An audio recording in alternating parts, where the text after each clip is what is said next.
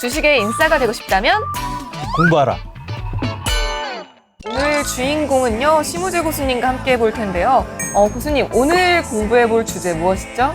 최근 실적이 상당히 좋아지고 있는 내수주입니다.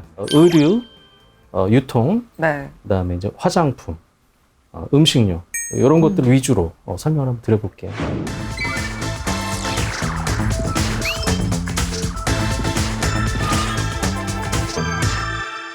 코로나19 이후에 소비 심리가 분출하면서 최근에 뭐 보복 소비 이런 단어들이 상당히 좀 유행을 하고 있죠. 특히 이제 경제 지표를 보더라도 카드 사용 승액이라든가 이 백화점 매출액 같은 게 3개월 연속 증가를 지금 보이고 있고, 또 온라인 매출도 약 50% 정도 증가를 했습니다. 자, 이 내수주들 같은 경우에는 이제 지난 수년간 일단 주가 자체가 하락 추세를 보였어요. 그러다가 작년 말 또는 올해 초를 기점으로 해서 이 상승세로 지금 돌아섰는데, 그 이유를 보면 첫 번째로 1분기 실적들이 다 엄청난 서프라이즈를 기록을 하고 있습니다. 자, 두 번째로는 이 기관들 같은 경우에는 이 시장에 대해서 올해 내내 이제 계속 매도를 하잖아요. 그 중에서도 이 내수주에 대해서는 올 연초부터 좀 계속적으로 기관들이 좀 계속적으로 편입을 하고 있다. 자, 그리고 이제 주가 수준 자체가 수년간 하락 추세를 유지했기 때문에 이 절대 주가 수준 자체가 낮습니다. 월봉으로 보시면은 아직도 저 밑에 있거든요. 그러니까 절대 주가 수준 자체가 낮다. 이런 이유로 제가 이제 내수주를 설명을 한번 드려보려고 합니다. 자, 먼저 이제 의류주를 한번 설명을 드릴 건데요. 한세실업입니다. 의류 OEM, ODM 업체고요. 주 매출처로는 미국의 타겟, 홀스, 월마트 이런 유통업체들, 갭이라든가 H&M, 뭐 자라, 유니클로 같은 의류업체들인데요. 그 이 업체 같은 경우에는 미국 매출 비중이 85%입니다. 자, 지금 미국 같은 경우에는 뭐 백신도 맞고 소비 경기가 회복이 되고 있기 때문에 미국 소비 경기 회복의 최대 수혜주다. 이렇게 보시면 될 것 같고요. 1분기 영업이익이 300억을 기록을 했는데 전년 동기 대비 컨센서스 대비 3배를 기록을 했어요. 엄청난 서프라이즈죠. 2분기 같은 경우도 이 달러 기준 수주액이 전년 동기 대비 약 30% 정도 이를 것으로 예상이 좀 되고 있습니다. 즉 하반기에도 이 추세가 좀 이어진다. 이렇게 보시면 될 것 같고, 이 밸류에이션도 보시면은 PER이 한 10배밖에 안 됩니다. 상당히 싼 수준이다. 자, 그 다음에 두 번째로는 FNF라는 업체가 있습니다. FNF는 이 라이선스 브랜드 업체입니다. 그래서 이 주 브랜드로는 MLB가 한 60%, 디스커버리가 40% 이렇게 좀 나눠지고 있고요. 이 업체 같은 경우도 1분기 때 엄청난 서프라이즈를 기록을 했어요. 영업이익이 700억이 나왔는데 전년 동기 대비 4배, 컨센서스 대비해서도 2배. 특히 이제 중국향 매출이 이 전체 실적을 이끌었는데, 그 중국 매장 같은 경우도 올 1분기 기준으로 112개였는데 연말까지 250개까지 이렇게 확장하는 노력을 지금 기울이고 있고요. 이 중국향 매출 비중이 작년 말에 13%까지 올라왔어요. 이건 계속적으로 성장을 할 거다. 자, 그리고 나머지 브랜드 디스커버리 같은 경우 아웃도어 브랜드잖아요. 이 아웃도어 시장 같은 경우에는 2014년도를 기점으로 해서 이제 조금 내리막이 좀 접어들고 있는데, 이 업체 같은 경우에는 2014년도부터 이후로도 6년 동안 약 연평균 24%의 성장률을 기록을 하고 있습니다. 올해 예상 PER은 한 14배 정도 수준에 이르고 있습니다. 유통주를 한번 설명을 드릴 건데요. 신세계입니다. 뭐 신세계는 뭐 잘 아시다시피 백화점 부분이 매출의 40%, 면세점이 30%, 자회사는 신세계 인터가 15%를 차지하고 있습니다.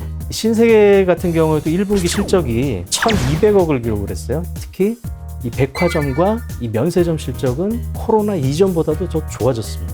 이 백화점이 이 1,200억 중에 600억, 절반을 차지했는데요. 이 숫자는 분기 사상 역대 최대 영업이익. 이 백화점의 가장 중요하게 봐야 될 지표는 기존점 성장률입니다. 1분기에만 약 35%가 증가를 했고요. 2분기 가이던스도 약 30%에 달합니다. 즉 2분기까지도 이 추세는 이어진다. 이 신세계 올해 영업이익이 한 4,700억 정도로 예상이 되는데 전년도 영업이익이 900억이었습니다. 그러면은 전년 대비 5배, 5배가 증가를 하는 수준이고, PER 같은 경우도 10배 초반입니다. 상당히 싸다.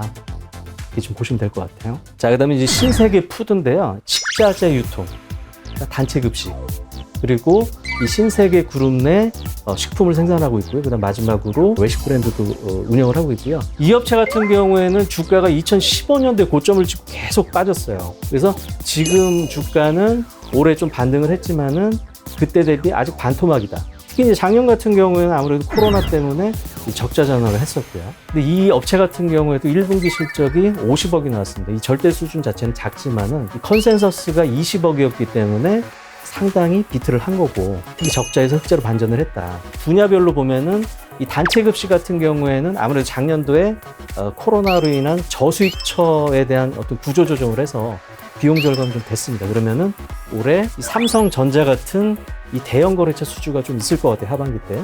그래서 이제 올해는 이 흑자로 전환하고 또 유의미한 실적이 좀 나올 수 있을 것 같고요. 그다음에 이 업체는 또 베이커리 사업도 운영을 하는데요. 스타벅스에 납품을 합니다. 계속적으로 지금 증가를 하고 있고요.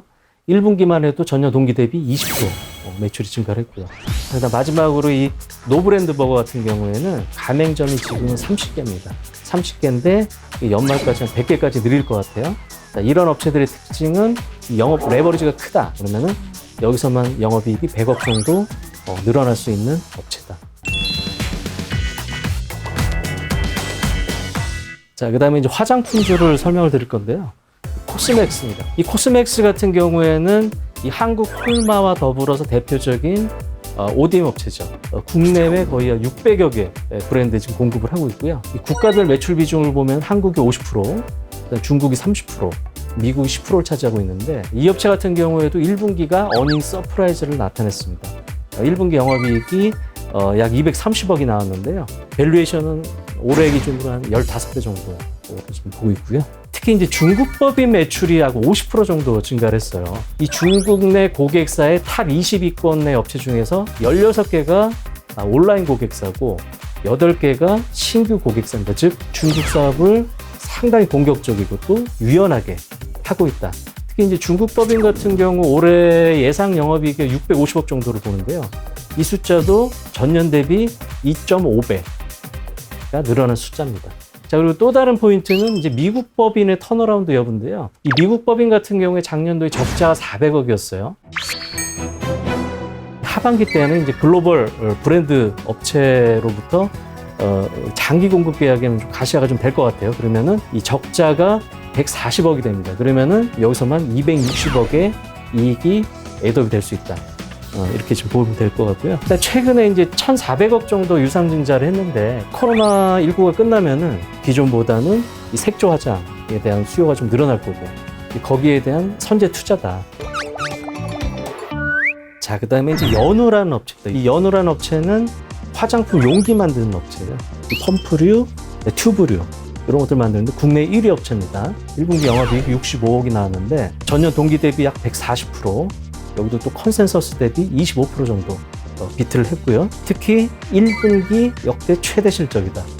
이렇게 보시면 될 것 같고요. LG 생활건강이라든가 아모레퍼시픽향 매출이 2019년도를 좀 넘어서고 있습니다. 그리고 중소형사 같은 경우에도 매출 증가세가 지속이 좀 되고 있고요. 지금 이제 중국을 중심으로 해서 이제 화장품 경기가 이제 회복이 되고 있는데요. 2분기 같은 경우는 이 최대 성수기이기 때문에 이 효과를 온전히 받을 수 있다.